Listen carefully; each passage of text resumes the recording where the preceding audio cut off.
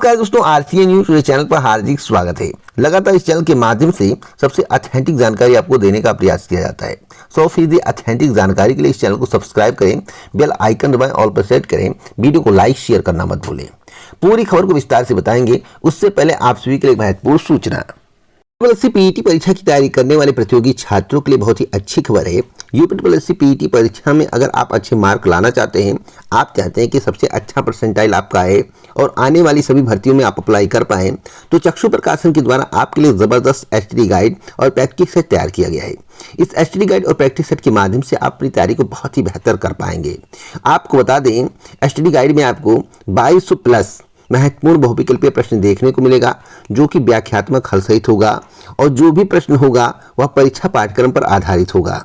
6 solve paper देखने को मिलेगा, जो कि 2022 सहित होगा। इस बुक में आपको चुनिंदा प्रश्नों को देखने को मिलेगा, जिससे आपकी सफलता निश्चित होगी, आपके मार्क अच्छे आएंगे और आने वाली भर्तियों में बैठने का आपको अवसर मिलेगा। एक तरफ आपको एचडी गाइड दिखाई दे रहा है, एक तरफ आपको प्रैक्टिस सेट दिखाई दे रहा है। अगर आप संपूर्ण गाइड प्रैक्टिस सेट मंगवाना चाहते हैं और अपनी तैयारी को धार देना चाहते हैं, बहुत ही बेहतर करना चाहते हैं, तो डिस्क्रिप्शन बॉक्स में लिंक है, उस लिंक पर क्लिक करके अभी जाइए, इसे मंगवाइए, जिससे आपकी तैयारी और बेहतर हो सके। पहली खबर के बारे में बात करेंगे। पहली खबर बिहार शिक्षक भर्ती को लेकर है। परिणाम को लेकर असमंजस की स्थिति बनी हुई थी, जो कि बीपीएससी के चेयरमैन ने दूर कर दिया है। बीपीएससी के चेयरमैन अतुल प्रसाद ने एक ट्वीट के माध्यम से जानकारी दी है। 1TRE परिणाम 11 से 12, 9 से 10 और फिर प्राथमिक चरणों में घोषित किए जाएंगे।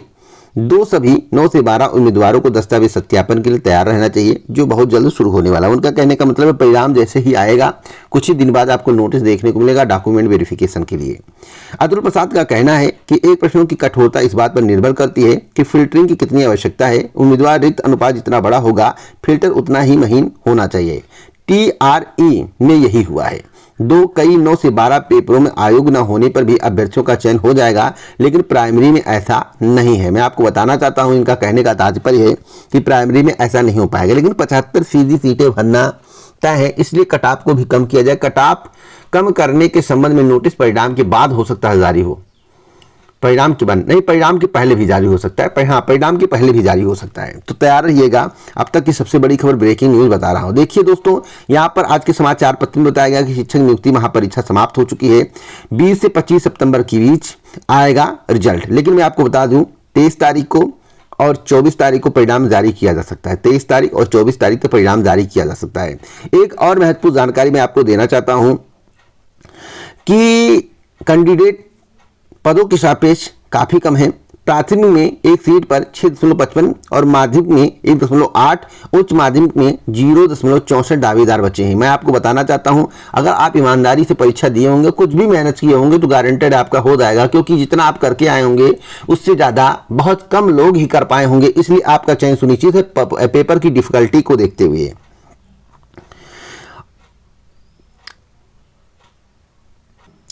शिक्षक भर्ती परीक्षा संपन्न कर दिया गया है। आपको मालूम होना चाहिए कि 84,500 अभ्यर्थी शामिल हुए हैं। दोनों मिलाकर 84,500 अभ्यर्थी शामिल हुए हैं। दोनों मिलाकर केवल पटना की खबर है, अन्य जगहों की खबर नहीं है दोस्तों। अन्य जगहों की खबर मत मानिए, क्योंकि पटना का यह डाटा है। पटना के डाटा के आधार पर आपको जानकारी दी जा रही है। तो बिहार शिक्षक भर्ती का परिणाम कब आएगा? 23 या 24 तारीख तक आ जाएगा। 23 या 24 तारीख, 2 डेट आप नोट कर लीजिए, 23 या 24 तारीख। बिग अपडेट बताऊं, कट ऑफ बहुत कम जाने वाला है। आपको खुश होने की आवश्यकता है, दुखी होने की आवश्यकता नहीं है। बिहार ने जो काम करके दिखाया, बिहार सरकार ने जो काम किया है, वह काबिले तारीफ है। बिहार शिक्षक भर्ती परीक्षा में जिस तरह की व्यवस्थाएं की गई थी और जिस तरह से कड़ी व्यवस्था की गई थी, उसको देखकर हैरान हो जाएंगे। जो वहाँ के नेता हैं, उनके द्वारा भी इसका निरीक्षण परीक्षण किया गया। उन्होंने बताया कि वास्तव में बिहार शिक्षक भर्ती में व्यवस्था बहुत चुस्त दुरुस्त थी, नकल होने की गुंजाइश नहीं थी। और आपको देखिए, नकल होने की गुंजाइश नहीं दिखी होगी, कहीं आपको नकल की खबर नहीं दिखी होगी। जो करने का प्रयास थोड़ा बहुत किए होंगे, वह पकड़े गए हैं। अब एक सवाल सभी के जहन में गूंज रहा है कि बिहार शिक्षक भर्ती से बीएड क्या बाहर हो जाएगा? दोस्तों, अभी तक एनसीटीई और सरकार की बैठक समाप्त है। कई चरणों में बैठक होगी, विधिक राय ली जाएगी, उसके बाद यह सोचा जाएगा कि मामला कोर्ट में पहुंचाया जाए पुनः या नहीं, पुनर्विचार याचिका दायर की जाए या नहीं। और आपको बताना चाहता हूं, जो समाचार पत्र बताया गया कि सुप्रीम कोर्ट के निर्णय के बाद वह पूर्णतः गलत है। आयोग भी इस बात की जानकारी रखता है, बीपीएससी को इस बात की जानकारी है कि अभी सरकार के द्वारा कोर्ट का रुख या एनसीटी के द्वारा कोर्ट का रुख किया जा सकता है। तो अभी इंतजार किया जा रहा है। इंतजार जैसे ही समाप्त होगा इस चैनल के माध्यम से आपको सूचित कर दिया जाएगा, वास्तविक जानकारी इस चैनल के माध्यम से दी जाएगी। वैसे बीएड वालों के लिए अभी कंफ्यूजिंग की स्थिति है, बीएड वाले बाहर होंगे या नहीं, जब तक गाइडलाइंस आएगा नहीं तब तक यह नहीं कहा जा सकता कि बीएड पूर्णतः बाहर हो गया, आप कभी जीवन में शामिल नहीं हो पाएगा। लेकिन इतना मैं कहूंगा कि बिहार शिक्षक भर्ती में नोटिफिकेशन में इस बात का जिक्र ना करके बहुत बड़ी गलती बीपीएससी के द्वारा की गई है कि बीएड कोड के अधीन है। इसको जिक्र कर देना था, इस बात का जिक्र करना था कि बीएड का परिणाम कोर्ट के अधीन होगा, लेकिन दोस्तों ऐसा नहीं किया गया। यह मामला पुनः कोर्ट में जा सकता है क्योंकि भर्ती में शामिल करा लिया गया है।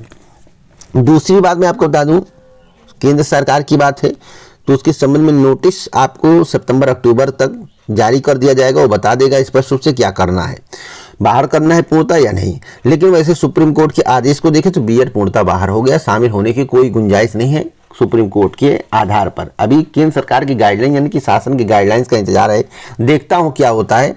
आगे कोई अपडेट मिलेगा तो चैनल के माध्यम से दिया जाएगा। यूपीटीसी पीईटी 2023 की वेबसाइट अब धीरे धीरे स्लो हो रही है दोस्तों, मैं आपको बताना चाहता हूं। इसलिए अगर आपने आवेदन नहीं किया तो आज आवेदन कर दें। वेबसाइट की गति अब धीमी पड़ रही है, लेकिन आवेदन पिछला रिकॉर्ड अभी तक नहीं तोड़ पाया है। 3 दिन का समय देखते हैं पिछला रिकॉर्ड आवेदन तोड़ पाता है यानी रजिस्ट्रेशन तोड़ पाता है नहीं। पिछली बार 37 लाख के करीब आवेदन हुआ था, अब की बार मुझे नहीं लगता कि रिकॉर्ड टूट पाएगा, ऐसा प्रतीत हो रहा है। लेकिन 3 दिन का अवसर, 3 दिन में कुछ भी धमाका हो सकता है, बड़ा धमाका हो सकता है रिकॉर्ड टूट जाए, लेकिन उम्मीद तो कम लग रही है। आवेदन पिछले की अपेक्षा लाखों में कम भी है, इसलिए 3 दिन और हमें वेट करने की आवश्यकता। 3 दिन बाद क्या होगा पूरा डाटा इस चैनल के माध्यम से दिया जाएगा। फर्जी नर्सिंग पैरामेडिकल संस्थानों पर कार्रवाई करने का निर्देश जारी हुआ है। उत्तर प्रदेश के उप मुख्यमंत्री ब्रजेश पाठक के द्वारा निर्देश जारी किया गया, क्योंकि पूरे उत्तर प्रदेश में फर्जी नर्सिंग, फर्जी मेडिकल की डिग्री देने वाले बहुत पड़ गए हैं। आपको बता दें दूसरे राज्य से फर्जी मार्कशीट बांटी जा रही है और बच्चे समझ नहीं पा रहे हैं। उड़ीसा से लोग करवा रहे हैं, कई राज्यों से करवा रहे हैं, जो कि फर्जी सर्टिफिकेट है। आप अपने सर्टिफिकेट का जांच पड़ताल करने के बाद ही सर्टिफिकेट लें, नहीं तो आपका जीवन अंधकारमय हो सकता है। 420 में चले जाएंगे, पहले 400 अब 316। आपको मालूम होगा कि कानून में कुछ संशोधन हुआ है तो आप चले जाएंगे भैया। तो इसलिए आप जो है गलत तरीके से डिग्री को अर्जित ना करें। एक और बड़ी अपडेट मैं आपको देना चाहता हूं सीजीएल 23 को लेकर। सीजीएल 23 के लिए 24.74 लाख ने भरे थे फॉर्म। महिला, एससी, एसटी छोड़ अन्य से ली जाती है रुपए फीस। तो कितने रुपए? 100 रुपये फीस। मैं आपको बताना चाहता हूं सीएचएसएल की बात करें तो 19.72 लाख रहे गैर हाजिर। तो बड़ी संख्या में लोग परीक्षा में सम्मिलित नहीं हुए। आपको बता दें कि कर्मचारी चयन आयोग की चर्चित भर्तियों में से एक है combined higher secondary level CGL. Exam 2023 के लिए पंजीकरण कराने वाले आधे से अधिक अभ्यर्थियों ने परीक्षा छोड़ दी। देश भर से 24,74,030 अभ्यर्थियों ने पंजीकरण कराया था। एसएससी की ओर से सूचना का अधिकार के तहत दी गई जानकारी के मुताबिक 27 जुलाई को संपन्न कंप्यूटर आधारित टीयर 1 की परीक्षा में 12,36,202 अभ्यर्थी यानी कि 49.97% अभ्यर्थी उपस्थित रहे। 12,37,828 अभ्यर्थियों ने परीक्षा को छोड़ दिया। 100 रुपये फीस के हिसाब से देखा जाए तो भैया काफ़ी पैसा जो है सरकार के पास बचा पड़ा है। अब भाई आपने परीक्षा नहीं दिया तो आपकी गलती है, आपको परीक्षा देना था, क्यों नहीं दिया आप? इस बात की जानकारी किसी को नहीं है, इसलिए इस पर कुछ बोलना उचित नहीं है। बशर्ते इतना कहूँगा, अगर पद अच्छे खासे होते तो कट ऑफ कम जाने की संभावना थी। तो अब देखा जाएगा कि कट ऑफ कितना जाएगा, आगे अपडेट दूंगा। अभी की जानकारी के अनुसार 12,37,828 अभ्यर्थियों ने परीक्षा को छोड़ा है यानी कि 50.03% और 49.97% अभ्यर्थियों ने परीक्षा में प्रतिभाग किया है। तो बिग अपडेट मैं आपको दे रहा हूं, पूरा वीडियो ध्यान से सुना करिए, समझने का प्रयास किया करिए। तो सबसे पहले सही सटीक जानकारी के लिए इस चैनल को सब्सक्राइब जरूर कर लें, वीडियो को शेयर करें। ऑथेंटिक जानकारी देता हूं। पूरा वीडियो सुनने के लिए दिल से धन्यवाद।